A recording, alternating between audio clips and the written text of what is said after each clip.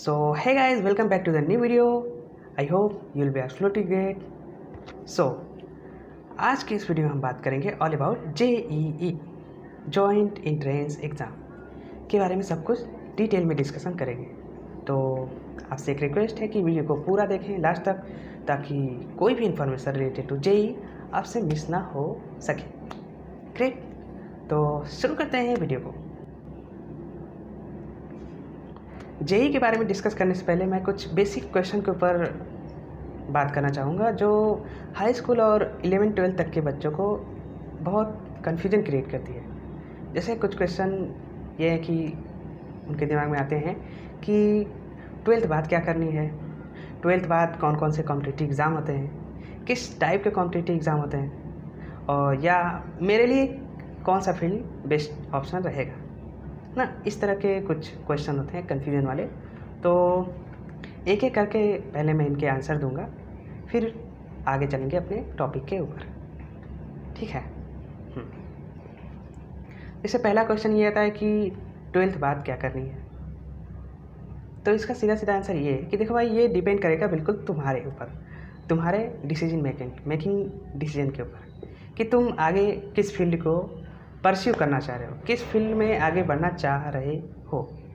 11th में move कर रहे होते हो एज ए फ्रेशर, तो क्या होता है 10th में तुम्हारे सिलेबस सब्जेक्ट सब छोटे छोटे होते हैं, लेकिन 11th में आने के बाद सीन थोड़ा चेंज हो जाता है ना।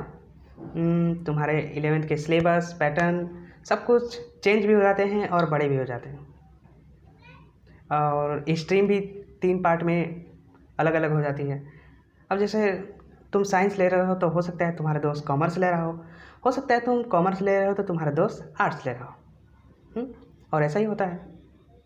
तो अगर एवरेज की मैं बात करूँ तो मेजॉरिटी स्टूडेंट उसी फील्ड में आगे बढ़ते हैं जिसमें जो कि वो 11-12 में जिस तरह की स्ट्रीम उन्होंने ले रखी होती है। ठीक, इतनी बात आई समझ में? ग्रेट। तो अब बात करते हैं कॉम्पिटिटिव एग्ज़ाम की कि किस तरह के कॉम्पिटिटिव एग्ज़ाम होते हैं। तो देखो भाई, 2 तरह के कॉम्पिटिटिव एग्ज़ाम होते हैं, है ना। एक वो कॉम्पिटिटिव एग्ज़ाम जिसके थ्रू आपकी जॉब लगती है प्राइवेट या गवर्नमेंट में, और दूसरे वो कॉम्पिटिटिव एग्ज़ाम जो एंट्रेंस एग्ज़ाम होते हैं, जो आपके किसी अच्छे कॉलेज में एडमिशन के लिए लिए जाते हैं। तो अब क्वेश्चन ये आता है कि कौन से कॉम्पिटिटिव एग्ज़ाम की तैयारी करें 12th में या 12th बाद, जॉब दिलाने वाली या फिर कॉलेज में एडमिशन दिलाने वाली एंट्रेंस एग्ज़ाम की तैयारी। तो इन माई ओपिनियन आपको एंट्रेंस एग्ज़ाम की तैयारी करनी चाहिए 12th में या 12th बाद, क्योंकि एक अच्छा कॉलेज अगर आपको मिल गया तो एक अच्छा कॉलेज आपके माइंडसेट को, आपकी पर्सनालिटी को, आपकी स्किल को, आपके थिंकिंग पावर को बूस्ट करता है। और आप किस तरह से सोचते हो लाइफ में, आपकी थिंकिंग पावर कैसी है, ये बहुत ही ज़्यादा मैटर करती है लाइफ में। हर जगह आपको काम ही देगी, राइट। तो अब आते हैं अपने टॉपिक के ऊपर जो है हमारा IIT JEE। JEE यानी joint entrance exam one of the toughest entrance exam है इंडिया का, इंजीनियरिंग एग्ज़ाम, जिसके थ्रू IIT, NIT, IIIT और भी बहुत अच्छे कॉलेजेस, इंजीनियरिंग कॉलेजेस में एडमिशन होता है। अब JEE में भी 2 एग्ज़ाम होते हैं, एक तो होता है आपका JEE मेंस और दूसरा JEE एडवांस। तो पहले JEE मेंस के ऊपर बात करेंगे, क्योंकि भाई जब JEE मेंस क्वालिफाई करोगे तभी तो JEE मेंस JEE एडवांस देने आओगे, है ना। ठीक, तो अब हमारे वीडियो का पूरा फोकस होने वाला है JEE मेंस के ऊपर। इसके पैटर्न क्या है, सिलेबस क्या है, एलिजिबिलिटी क्राइटेरिया, सब कुछ डिस्कस करेंगे। तो शुरू करते हैं। JEE मेन एग्ज़ाम जो है वो NTA यानी नेशनल टेस्ट एजेंसी द्वारा कंडक्ट कराया जाता है। 2019 से पहले तक कोई और कंडक्ट कराता था, इसे CBSE कंडक्ट कराती थी, लेकिन 2019 से NTA इसको कंडक्ट करा रहा है। अब बात करते हैं इसके एलिजिबिलिटी क्राइटेरिया की, मतलब JEE मेंस का फॉर्म भरने के लिए आपको कौन कौन क्या क्या एलिजिबिलिटी होनी चाहिए। तो एलिजिबिलिटी के लिए इसमें 3 पॉइंट फुलफिल होने चाहिए। पहला कि आपकी 12th जो है वो PCM यानी फिजिक्स केमिस्ट्री मैथ से होनी चाहिए, और दूसरा अगर आप 12th अपीयरिंग में हैं तो इसका एग्ज़ाम दे सकते हैं, 12th पास आउट हो चुके हैं तो भी इसका एग्ज़ाम दे सकते हैं। अब किस किस ईयर में दे सकते हैं ये आपको बताता हूँ अभी।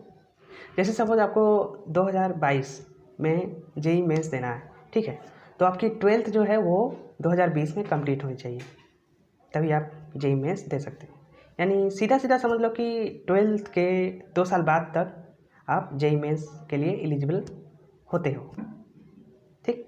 और तीसरी जो मेन एलिजिबिलिटी क्राइटेरिया है वो है कि आपकी 12th में 75% होनी चाहिए, ये कंपलसरी है।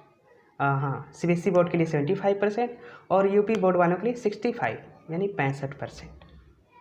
तो ये तो हो गया एलिजिबिलिटी क्राइटेरिया, क्या वर्ड है ये तो हो गया एलिजिबिलिटी क्राइटेरिया, ठीक। तो अब बात करते हैं इसके सिलेबस की। तो इसका सिलेबस वही 11-12 का सिलेबस ही होता है, पीसीएम यानी फिजिक्स केमिस्ट्री मैथ। जितने भी चैप्टर्स हैं फिजिक्स केमिस्ट्री मैथ में 11-12 के, टोटल ये आईआईटी जेईई मेंस के और एडवांस के सिलेबस बन जाते हैं। तो अगर फिजिक्स में बात करूँ तो फिजिक्स में काइनेमेटिक्स है, हीट एंड थर्मो है, रोटेशन है, ग्रेविटेशन है, ये सब 11th में है।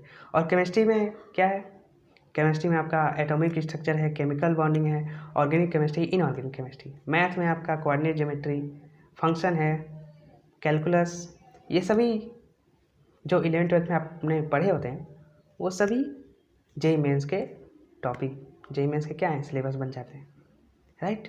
अब बात करते हैं इसके पैटर्न की कि किस टाइप का पैटर्न होता है, ठीक। तो बताता हूँ। तो ये एक ऑनलाइन सीबीटी यानी कंप्यूटर बेस्ड टेस्ट होता है, पहला तो ये, और जिसमें एमसीक्यू टाइप क्वेश्चन पूछे जाते हैं, मल्टीपल चॉइस क्वेश्चन। मतलब क्वेश्चन दिए रहेंगे और उसके 4 ऑप्शन दिए रहेंगे, जिसमें से एक ऑप्शन आपको सही रहेगा और उसे आपको टिक कराना होता है। सही आंसर के लिए एक आपको 4 नंबर मिलेंगे और गलत आंसर के लिए एक माइनस मार्क काटे जाएंगे, मतलब -1 नंबर। यानी अगर टोटल 2 क्वेश्चन आपने किए, एक सही और एक गलत, तो सही क्वेश्चन के लिए कितने नंबर मिलने हैं, 4, और गलत क्वेश्चन के लिए कितने नंबर मिलने हैं, -1। तो अगर आपने 2 क्वेश्चन किए तो टोटल 4 में से -1, यानी आपको टोटल 3 नंबर आपका हो जाएगा। और टोटल 90 क्वेश्चन होते हैं, 30 फिजिक्स 30 फिजिक्स, मतलब 30 फिजिक्स से 30 केमिस्ट्री और 30 मैथ, टोटल 90 क्वेश्चन। और 90 यानी 4, 90 × 4 यानी 360 नंबर का पेपर ये होता है, ठीक। अब हाँ, पिछले साल एनटीए ने क्या किया था कि कुछ आके पैटर्न चेंज कर दिया था, जिसमें से क्या किया था उन्होंने कि नंबर ऑफ क्वेश्चन यानी 90 क्वेश्चन को रिड्यूस करके 75 क्वेश्चन बना दिया था, जिसमें से कि 25 फिजिक्स पूछी गई थी, 25 केमिस्ट्री और 25 मैथ। तो सब भाई घबरा गए थे कि भाई ये तो नंबर ऑफ क्वेश्चन कम कर रहा है, तो एग्ज़ाम तो और भी ज़्यादा टफ होना है, और वैसे भी ऑल इंडिया लेवल एग्ज़ाम है, तो भाई टफनेस तब। और जिसमें से 75 में से 15 क्वेश्चन ऐसे थे जिसमें से कि निगेटिव मार्किंग नहीं थी, उसमें केवल वैल्यू लिखनी थी। सपोज कि आपका कुछ आंसर आया कि 2.5 इस तरह से, तो वो वैल्यू लिखनी होती थी कंप्यूटर में, आपको टाइप करके लिखना था। और जेईई में ऐसे सरप्राइजेस देखने को मिलते हैं हर साल, मतलब कुछ ना कुछ थोड़ा बहुत पैटर्न या इधर उधर की चीज़ चेंज होती ही है, क्योंकि भाई ऑल इंडिया लेवल एग्ज़ाम है, नेशनल लेवल एग्ज़ाम है, तो इसमें तो थोड़ा बहुत चेंज हमेशा सरप्राइजेस तो देखने को मिलेंगे ही। और हर साल इससे ऑन एन एवरेज 10 लाख बच्चे इसमें बैठते हैं, जिसमें से करीबन 1 लाख के आसपास क्वालिफाई करते हैं जेईई मेंस। और जो 1 लाख को क्वालिफाई करता है वो जाता है जेईई एडवांस में क्वालिफाई होने के बाद, ग्रेट। आई होप थोड़ा बहुत जेईई मेंस का आइडिया आपको लगा होगा, आईआईटी जेईई क्या है, ठीक। और इसकी ये तो हुआ पैटर्न, सिलेबस, एलिजिबिलिटी क्राइटेरिया, सब के बारे में बात हो गई। अब किस चीज़ के बारे में बात करें। अब मुझे पता है कुछ लोगों के दिमाग में ये सवाल आ रहा होगा कि भाई कंपटीशन तो बहुत टफ है, तो क्या मुझे ये एग्ज़ाम देना चाहिए। तो इन माय ओपिनियन हाँ, आपको डेफिनेटली एग्ज़ाम देना चाहिए अगर आप फिजिक्स केमिस्ट्री मैथ 11-12 में ले रखी है तो। भले ही आप कितने हो कमज़ोर हो, भले ही आप सीबीएसई बोर्ड से हो या यूपी बोर्ड से हो, नो मैटर, कुछ भी मैटर नहीं करेगा। अगर आप में पोटेंशियल है 7 से 8 घंटे सेल्फ स्टडी का, खुद से पढ़ने का, तो डेफिनेटली आप एग्ज़ाम क्रैक कर दोगे अगर सही गाइडेंस मिलेगी तब। अब आप कहोगे भाई ठीक है ये तो बता दिया कि एग्ज़ाम देना ही देना है, तो अब इसकी तैयारी कब से शुरू करनी चाहिए? तो मेरे हिसाब से कंपटीशन को देखते हुए, सिलेबस पैटर्न, ये सब चीज़ को देखते हुए मेरे हिसाब से आपको 11th से ही तैयारी शुरू कर देनी चाहिए, थोड़ी थोड़ी करके, ताकि आप धीरे धीरे 2 साल में उस लेवल को बिल्ड कर पाओ। क्योंकि जेई क्या करता है ना, 11th और 12th दोनों के टॉपिक को मिला करके मिक्स करके क्वेश्चन बनाता है, जिसकी वजह से उसका डिफ़िकल्टी लेवल माना जाता है कि भाई बहुत टफ है। तो इसके लिए वो आपको 11th के भी टॉपिक तैयार होने चाहिए और 12th के भी। ऑब्वियस ही बात है, क्योंकि भाई ये तो कोई बोर्ड है नहीं, तो आप ये सोचते कि चलो भाई 11th में मज़े करेंगे क्योंकि बोर्ड तो देनी नहीं है, 12th में देंगे बोर्ड आराम से। तो ठीक है भाई, ऐसा ठीक है, आप सोच रहे हो ठीक है, लेकिन एक बात बताऊं, अगर आपने 4 साल केवल पढ़ लिए, 9, 10, 11, 12, तो आपको लाइफ में ज़्यादा मेहनत नहीं करनी होगी। अगर ये 4 साल एकदम घिस के रगड़ के पढ़ दिए तो अब आप भाई बोलेंगे क्यों, ऐसा क्यों? क्योंकि मैंने ऐसा देखा है कि जितने भी कॉम्पिटिटिव एग्ज़ाम में क्वेश्चन बन रहे हैं या पूछे जा रहे हैं, वो केवल 9th, 10th, 11 और 12 जितने भी सब्जेक्ट हैं इसमें, इन्हीं सब के कॉन्सेप्ट को मिला करके क्वेश्चन बन रहे हैं कॉम्पिटिटिव एग्ज़ाम में। तो अगर आप ये आपका बेस अच्छे से तैयार है तो फिर भाई ऊपरी इमारत बनाने में तो कोई टाइम नहीं लगेगा ना। सपोज़ कि एक पेड़ है, उसका बेस बहुत कमज़ोर है, ठीक, और वो बढ़ते जा रहा है तो क्या होगा, एक समय बाद वो गिर जाएगा। लेकिन जिस पेड़ की जड़ मजबूत होगी, ठीक है, फिर वो उसके बाद कितना ऊपर उठे वो संभल जाएगा, ठीक। आई होप गाइज इससे थोड़ा बहुत आपको आइडिया लगा होगा। तो इसी के साथ एंड करते हैं वीडियो को। आई होप ये इन्फॉर्मेशन आपको अच्छा लगा होगा, और अच्छा लगा तो आपको पता है क्या करना है। हाँ भाई, जल्दी से लाइक सब्सक्राइब शेयर कर दो, और आलसीपन यार छोड़ दो। अब केवल शेयर करने में क्या आलसीपन है ना। तो तब तक के लिए see have a good day, bye bye, take care, love you all.